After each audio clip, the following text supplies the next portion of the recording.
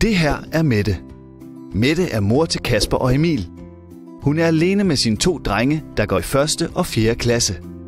Det er svært for den lille familie at få pengene til at slå til. Det betyder, at Kasper og Emil ikke kan være med til de samme ting som deres venner. Det koster nemlig penge. Penge, som knap nok rækker til at betale for tøj, mad og regninger. Det er Mette ked af. Det her er Charlotte.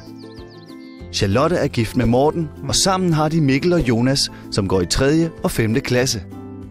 Charlotte og Morten rydder tit ud i børnenes brugte tøj og legetøj. De nænder ikke at smide det ud, men har ingen i familien, der kan arve det. Familiestøtten hjælper de 2 familier med at finde hinanden, så Charlotte og Morten nu kan aflevere deres tøj og legetøj til Mette og Kasper og Emil. For den lille familie gør det en verden til forskel. Det gør det også for Charlotte og Morten. Tilmeld jer i dag på familiestøtten.dk. Det kræver så lidt at hjælpe så meget.